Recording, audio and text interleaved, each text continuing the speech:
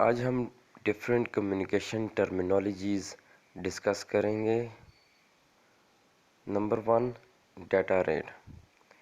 Data rate या bit rate network के ऊपर डाटा को ट्रांसमिट करने की स्पीड को कहा जाता है।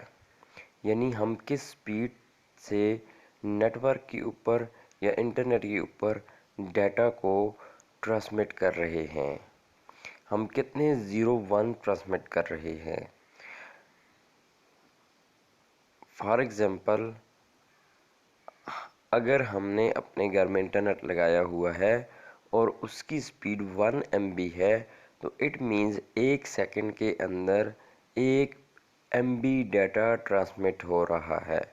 डाटा रेट को पर सेकंड्स के हिसाब से मेजर किया जाता है, यानी 1 सेकंड में कितना डाटा ट्रांसमिट हो रहा है।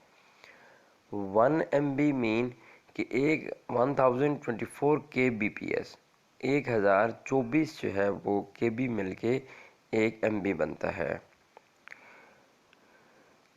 अगर हमारे इंटरनेट की स्पीड स्लो है, लेट्स सपोज हम वीडियो देख रहे हैं और वीडियो रुक रुक के आ रही है, इट मीन्स कि हमारे इंटरनेट की स्पीड स्लो है। फिर हम क्या करते हैं, हम अपने ISP से कहते हैं या इंटरनेट सर्विस प्रोवाइडर से कहते हैं, जो हमारे पास PTCL है मोस्टली केसेस में, हम उससे कहते हैं कि हमारी स्पीड को इन्हांस कर दे, उसको अपग्रेड कर दे। लेट्स सपोज हम 4 MB का इंटरनेट ले लेते हैं। इसका मतलब ये है कि इसकी स्पीड 4 Mbps है, यानी 1 सेकंड के अंदर 4 MB डाटा ट्रांसमिट कर रही है। नंबर 2 है जी बॉड रेट। बॉड रेट कहते हैं जो हम सिग्नल्स ट्रांसमिट करते हैं, वो 1 सेकंड के अंदर कितनी दफ़ा अपनी स्टेट चेंज करता है। स्टेट किसे कहते हैं?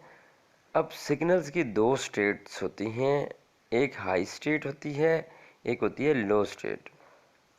हाई वोल्टेज और लो वोल्टेज, यानी हमारे जो इलेक्ट्रिकल सिग्नल जाते हैं वो या तो हाई स्टेट में जाते हैं या लो। High mean on, low state mean off. यानी हाई स्टेट अगर बाइनरी डिजिट में हम कहें तो वो 1 को कहा जाता है, लो स्टेट को अगर हम बाइनरी डिजिट में कहें तो 0 को कहा जाता है। तो हमारा जो सिग्नल्स है 1 सेकंड में कितनी दफ़ा जो है वो 0 से 1 और 1 से 0 में चेंज हो रहा है, यानी हाई वोल्टेज से लो वोल्टेज और लो वोल्टेज से हाई वोल्टेज में चेंज हो रहा है। इसको बॉड रेट कहा जाता है। थर्ड है bandwidth. Information carrying capability of a communication channel is called bandwidth.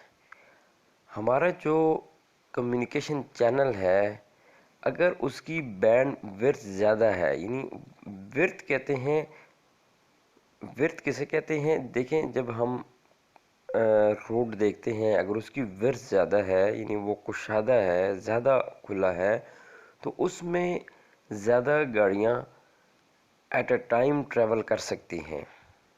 और अगर वो रोड उसकी विड्थ जो है वो कम है, तो फिर उसमें कम गाड़ियाँ एक टाइम पे ट्रैवल कर सकती हैं।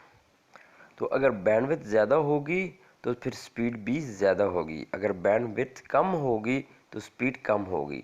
आप ये रोड और गाड़ी की मिसाल को सामने रखें, अगर रोड खुला है तो ज़्यादा गाड़ियाँ यानी स्पीड ज़्यादा, स्पीड बढ़ जाएगी। अगर रोड जो है वो ज़्यादा गाड़ियाँ जाएंगी तो स्पीड बढ़ेगी।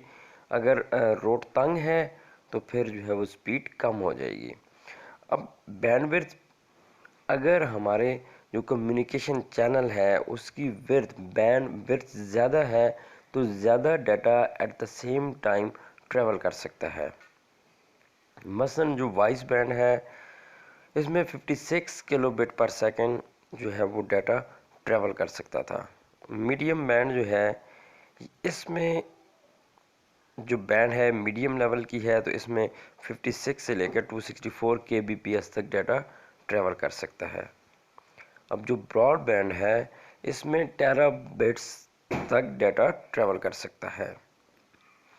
अब आप मोबाइल की एग्जांपल लें, हमारे पास जो 4G है, G मीन जनरेशन, इससे पहले 1G जो मोबाइल होते थे उसके ऊपर क्योंकि उसकी बैंडविड्थ कम थी तो सिर्फ डाटा को ट्रांसमिट किया जाता था।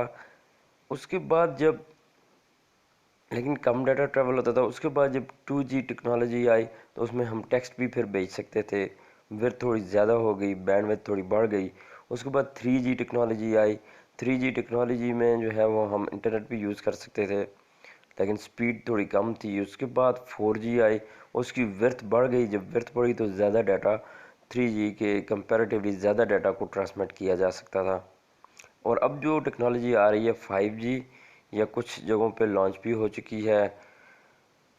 इस 5G टेक्नोलॉजी के अंदर विड्थ जो है वो ज़्यादा है, इसलिए बहुत ही ज़्यादा मिकदार में, बहुत ही ज़्यादा क्वांटिटी में डाटा को ट्रांसमिट किया जा सकता है। अब देखें हमारे जो 4G है या 3G टेक्नोलॉजी जो है, इसके अंदर अगर हम कोई वीडियो डाउनलोड करते हैं और हो सकता है वो वीडियो जो है वो हमारी 1 आवर ले 4G टेक्नोलॉजी में, तो वही वीडियो अगर हम 5G टेक्नोलॉजी में अगर डाउनलोड करेंगे तो कुछ मिनट्स में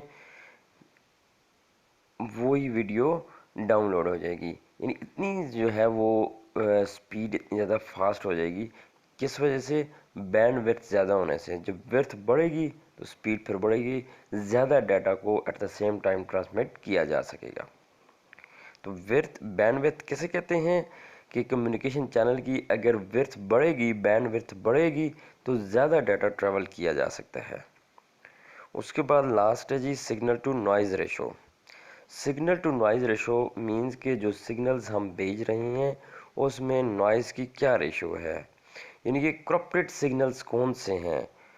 अगर SNR जो है वो हाई है तो इट मीन कि हमारे जो सिग्नल्स हैं वो लेस करप्टेड बाय नॉइज़ हैं, यानी उसमें नॉइज़ कम है। लेकिन अगर हमारे जो सिग्नल्स हम ट्रांसमिट कर रहे हैं उसमें SNR कम है तो इट मीन्स कि उसके अंदर जो नॉइज़ है वो ज़्यादा है। इसका एक फार्मूला है SNR का फाइंड आउट करने का, SNR is equal to signal divided by noise. इसको एक्सप्रेस किया जाता है SNR को dB में, डेसिबल में।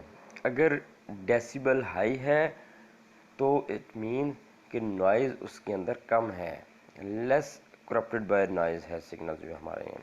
अगर SNR के अंदर जो है वो डेसिबल जो है वो हमारा वो कम है, लेस देन 1 है, मीन्स कि उसके अंदर नॉइज़ ज़्यादा है। अब आप देखें जो हेडफोन आप लेते हैं डिफरेंट कंपनीज़ के, उनके अंदर अगर आप उसकी उसमें चेक करें कोटेशन में तो वो लिखा होता है कि डेसिबल क्या है। अगर डेसिबल ज़्यादा होगा तो इट मीन कि हमारे जो सिग्नल्स ट्रांसमिट होंगे उसके अंदर नॉइज़ की जो रेशो है वो बहुत ही कम होगी। तो 1 dB से जो अबव होता है उसमें नॉइज़ की रेशो बहुत ही कम होती जाती है।